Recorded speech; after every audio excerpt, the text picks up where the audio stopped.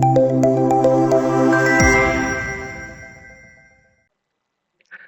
Once again I welcome you all to the official YouTube channel of BMD college of education. तो ये हमारी pedagogy of mathematics की lecture series चल रही है। इसके अंतर्गत हम लोग यूनिट 4 पढ़ रहे हैं, इवैल्यूएशन इन मैथमेटिक्स। तो हमारा ये ए वाला पार्ट और बी वाला पार्ट कंप्लीट हो चुका है। लास्ट लेक्चर में हमने देखा था सीआरटी और एनआरटी के बीच में क्या डिफरेंस है।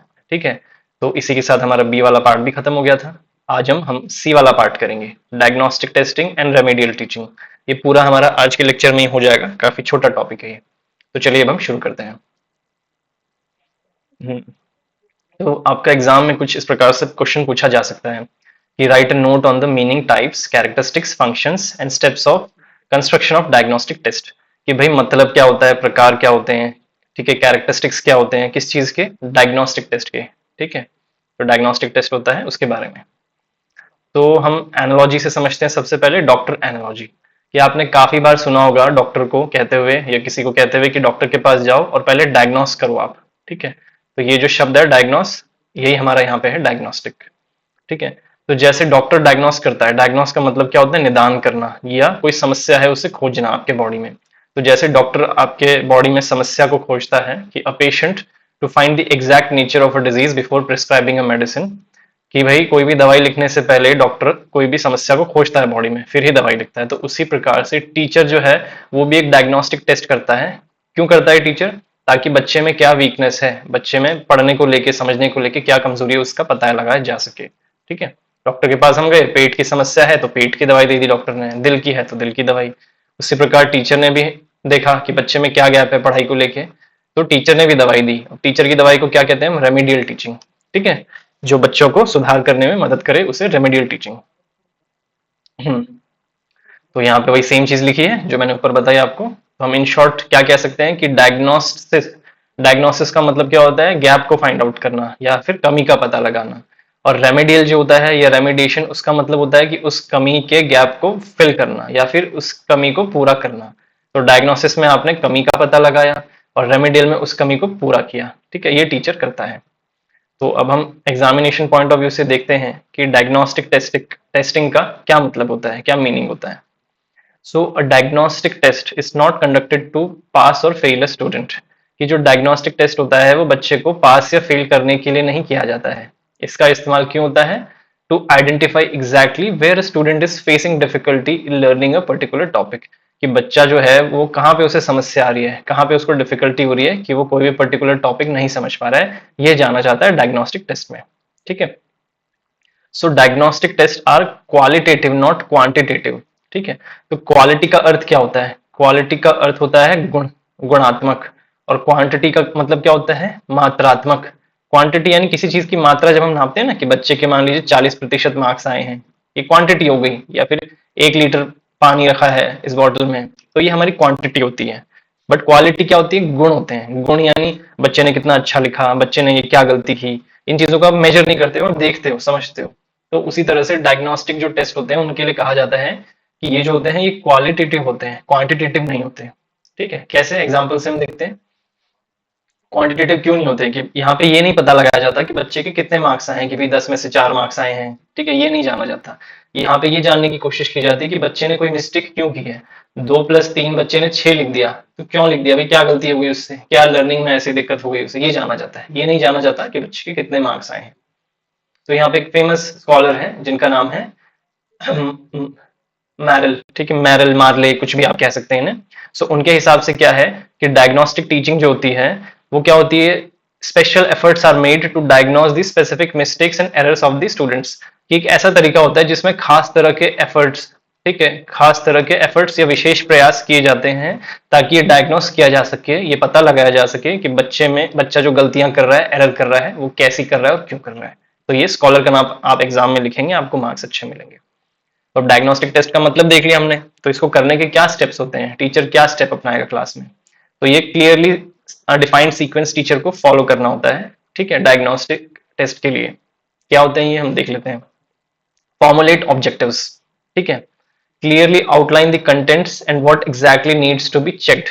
कि भाई रूपरेखा तैयार करनी होती है। ठीक है, कि भाई आपको क्या चीज देखनी है बच्चों में। ठीक है, एक रूपरेखा बनाई जाती है, क्या चेक करनी है बच्चों में, क्या देखना है, उसकी रूपरेखा बना देता है teacher. Next, analyse the content, break down the main topic into smaller subtopics and elements. कि जो बड़ा टॉपिक होता है, उदाहरण के तौर पे मान लीजिए इंग्लिश है हमारा, तो इंग्लिश में टीचर बड़े बड़े टॉपिक्स देख लेगा, ठीक है, कि बच्चे को किसी चीज पे ऐसे लिखना है, तो ऐसे में क्या चीजें देखनी है टीचर को, क्या बच्चे ने सेंटेंसेस छोटे इस्तेमाल किए हैं, बच्चे ने स्पेलिंग मिस्टेक्स की हैं, तो कंटेंट को टीचर एनालाइज करेगा, जो मेन टॉपिक है उसको ब्रेक डाउन करेगा कि ऐसे है, उसमें क्या वोकैबुलरी की मिस्टेक्स हैं, पैराग्राफ सही है कि नहीं, छोटे छोटे एलिमेंट्स पे टीचर फोकस करेगा कंटेंट के। Next, identified difficulties, locate the areas where students usually make mistakes in those subtopics. कि टीचर को वो एरियाज पहले से फाइंड आउट करने हैं, जान के रखना है कि बच्चा जनरली इन चीजों में तो गलती करता ही करता है, ठीक है। जैसे मान लीजिए बच्चा कुछ पर्टिकुलर स्पेलिंग मिस्टेक्स करते ही करते हैं ज्यादातर बच्चे, तो टीचर को पहले से इस तरह के एरियाज को आइडेंटिफाई करके रखना है। Next, prepare the test, draft the final test keeping the focus strictly on finding the cause of wrong answers rather than scoring right answers. कि फाइनली टीचर को एक टेस्ट प्रिपेयर करना है, ठीक है, कि ये एरियाज हैं, ये गलतियां बच्चा कर सकता है, तो उसके हिसाब से मैं ये फाइनल टेस्ट डिजाइन कर रहा हूँ। और स्ट्रिक्टली ये ध्यान में रखते हुए टीचर को टेस्ट तैयार करना है कि बच्चा जो गलत जवाब देता है या दे रहा है वो क्यों दे रहा है। अच्छे जो सही मार्क्स है या सही स्कोर हो रहा है उस पर ध्यान नहीं देना है, बच्चा क्या गलती दे रहा कर रहा है उसके बेसिस पे एक टेस्ट का डिजाइन करना है, ठीक है। तो ये हमारा डायग्नोस्टिक टेस्टिंग हो गया। अब दूसरा मैंने आपको बताया था डॉक्टर वाली एनालॉजी में रेमेडियल टीचिंग या दवाई, ठीक है, कि समस्या तो हमें पता लग गई, अब दवाई क्या है। So remedial teaching means the instructional work carried out to provide remedies for the common or specific learning difficulties diagnosed during the testing phase। कि हमने ऊपर टेस्ट ले लिया बच्चे का, ठीक है, अब टेस्ट में कुछ हमें गलतियां पता चली बच्चे की, कि बच्चा वोकैबुलरी में वीक है, ठीक है, या बच्चे की कैलकुलेशंस ठीक नहीं है, ठीक है, ये सारी चीजें हमें पता लगी। तो अब हम इसका समाधान देने के लिए रेमेडियल क्लासेस का इस्तेमाल करते हैं, इंस्ट्रक्शनल वर्क, ठीक है। कैरिड आउट क्यों किया जाता है, ये रेमेडीज के लिए, समाधान के लिए, ठीक है। कॉमन और specific learning difficulties, common difficulties मतलब सभी बच्चों को वो दिक्कत हो रही है या वो गलती कर रहे हैं या फिर कुछ बच्चे कर रहे हैं, तो उसके हिसाब से समाधान दिया जाता है। It acts as a corrective measure to remove the students doubts, bad study habits and missing basic concepts. तो रेमेडियल जो हमारे मेजर्स होते हैं, ठीक है, रेमेडियल टीचिंग ये किस तरह से काम करता है, ये करेक्टिव मेजर होता है, बच्चों का सुधारात्मक उपाय होता है कि बच्चों के कोई डाउट है, बच्चों की जो बैड हैबिट्स हैं स्टडी की, या बच्चे कुछ कंसेप्ट पे बार बार गलती कर रहे हैं, तो उसका समाधान प्रदान करता है, सुधारात्मक उपाय प्रदान करता है, ठीक है। और ये जो रेमेडियल टीचिंग होती है ये एक तरह की पनिशमेंट नहीं होती है कि भाई तुमने ये गलती कर दी तो तुम ये सुधार करो, ना कि बच्चे को इसमें कहा जाता है ये टीचर कि भाई तुम्हें फिर से मैं सब कुछ पढ़ाऊंगा सारा सिलेबस, तुम तो कमजोर हो, नहीं। ये फोकस ही इसका होता है कि स्पेसिफिक वीक पॉइंट्स, कि बहुत एकदम ना जो जिन बच्चों पे बच्चा कमजोर है सिर्फ उन्हीं चीजों पे ध्यान दिया जाता है, और ये कोई पनिशमेंट नहीं होती है, ठीक है, ये एक समाधान होता है गलतियों का। तो अब इसकी कुछ स्ट्रैटेजीज होती हैं, रेमेडियल टीचिंग की क्या स्ट्रैटेजीज होती हैं, किस तरीके से किया जाता है इन्हें, कि based on the diagnostic results, जो डॉक्टर ने ये टीचर ने जो समस्या फाइंड आउट की उसके बेसिस पे अलग अलग तरीके के मेथड्स अपनाए जाते हैं, रेमेडियल मेजर्स जिन्हें हम कहते हैं। ये कैसे मेथड होते हैं, मान लीजिए पूरी क्लास ही कुछ गलती कर रही है, सब बच्चे गलती कर रहे हैं क्लास में, या कुछ बच्चे गलती कर रहे हैं, या फिर टीचर के पढ़ाने में ही कोई दिक्कत है, तो उसके बेसिस पे स्टेप्स होते हैं, क्या देखते हैं। When the whole class is weak, कि टीचर ने टेस्ट लिया, डायग्नोस किया और पता चला कि सारी कक्षा ही कमजोर है, so if the majority of the class shows a particular weakness, the teacher should organize a common remedial class using special methods, visual aids or easier techniques। कि जब टीचर को पता चलता है कि सारी क्लास ही कमजोर है, तो टीचर को सभी बच्चों की एक रेमेडियल क्लास एक ऑर्गेनाइज करनी होती है, जिसमें खास मेथड से, ठीक है, कुछ डायग्राम्स का इस्तेमाल करके, कुछ विजुअल एड्स का इस्तेमाल करके बच्चों को पढ़ाना होता है, सभी बच्चों को, क्योंकि मोस्टली सारी क्लास ही गलत जवाब दे रही थी टेस्ट में। Next, when individual students are weak, कि जब व्यक्तिगत बच्चे कमजोर होते हैं, कुछ ही बच्चे हैं ना क्लास में स्कोर अच्छा नहीं कर रहे हैं टेस्ट में, ठीक है, तो उस केस में क्या करेगा teacher, if the learning difficulty specific to only a few students, कि कुछ बच्चे या इकलौता बच्चा कमजोर है, तो टीचर इंडिविजुअली हर एक बच्चे को जो कमजोर है, एक बच्चा हो या दो बच्चे हो सिर्फ, उनको उनकी पहले की क्या डेफिशिएंसी रही है, ठीक है, उनको फाइंड आउट करेगा कि भाई हमने पहले पढ़ाया था तो क्या कमी रह गई कि बच्चे को समझ नहीं आया, बच्चे ने गलती की, और इंडिविजुअली उन बच्चों पर ध्यान दिया जाएगा। नेक्स्ट, अडॉप्टिंग टीचिंग सेटअप, ठीक है, sometimes the error happens because the previous teaching method did not suit the child। कि भाई कभी कभार बच्चों से टेस्ट में गलतियां इसलिए हो जाती हैं कि जो टीचर का पढ़ाने का तरीका था वो कुछ बच्चों को तो समझ आ गया बट कुछ को नहीं आया, तो यहाँ गलती टीचर की है कि आपने ऐसा मेथड नहीं अपनाया कि सभी बच्चों को चीजें समझ आ जाए। सो टीचर का कर्तव्य बनता है कि वो चेंज करे अपने पढ़ाने के तरीके को, ताकि वो किससे मैच हो सके, चाइल्ड के ट्रू इंडिविजुअलिटी, की हर बच्चा कनेक्ट कर पाए टीचर को ऐसे पढ़ाना चाहिए, ठीक है। तो हमने दोनों चीज देख ली कि डायग्नोसिस था और रेमेडी दोनों, तो इन दोनों के बीच में क्या रिलेशनशिप है, डायग्नोसिस और रेमेडियल टीचिंग, ये दोनों इंटीमेटली कनेक्टेड हैं, ये दोनों जुड़ी हुई हैं एक दूसरे से, जैसे एक चाबी और ताला होता है। कैसे कि भाई जो डायग्नोसिस होता है कि हमने समस्या तो फाइंड आउट कर ली, बट वो समस्या अभी बंद है, ताले की तरह बंद है समस्या, ठीक है। तो उसका समाधान कैसे हुआ, टीचर ने रेमेडियल क्लासेस ऑर्गेनाइज की, तो समाधान क्या होगी, चाबी होगी, ठीक है। तो ये दोनों लॉक एंड की तरह मिलके काम करते हैं।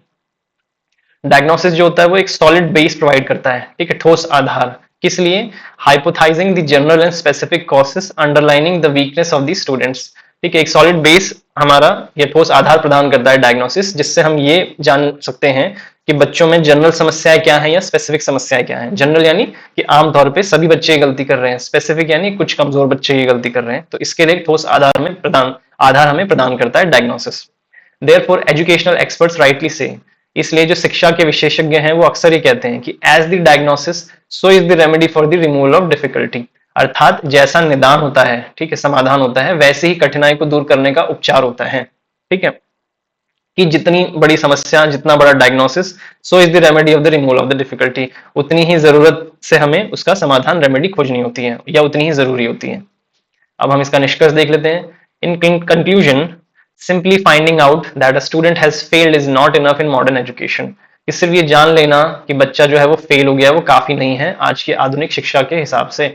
एक डेडिकेटेड टीचर जो होगा, मतलब जो बच्चों के प्रति काफी डेडिकेशन रखता होगा, वो exact root cause find out करेगा कि भाई कारण क्या है कि बच्चे का जो लर्निंग है वो सही से नहीं हो पा रही है, तो वो exact root cause find out करेगा, किससे, डायग्नोस्टिक टेस्टिंग से, और ग्रेसफुली, खुशी से एलिमिनेट करेगा उस गैप को, जो समस्या है उसको किससे समाधान करेगा, रेमेडियल टीचिंग से, ठीक है। और ये जो अप्रोच होता है हमारा, एक कंपैशनेट अप्रोच होता है या दयालु दृष्टिकोण होता है, बच्चे को डराया धमकाया या डिमोटिवेट नहीं किया जाता है, प्यार से बच्चे से चीजें उसकी गलतियां निकाली जाती हैं और समाधान किया जाता है, और इससे यह इंश्योर किया जाता है, सुनिश्चित किया जाता है कि कोई भी बच्चा पीछे न रह जाए कुछ छोटी मोटी मिसअंडरस्टैंडिंग्स के कारण, ठीक है। तो इस लेक्चर में इतना ही। यहाँ पे लिखा हुआ है failing is not the end, it is the beginning of the cure, कि फेल होना कोई अंत नहीं है, ये एक समाधान की शुरुआत होती है। तो इस लेक्चर में इतना ही, ठीक है। Thank you for your time and attention, and I will see you in the next lecture.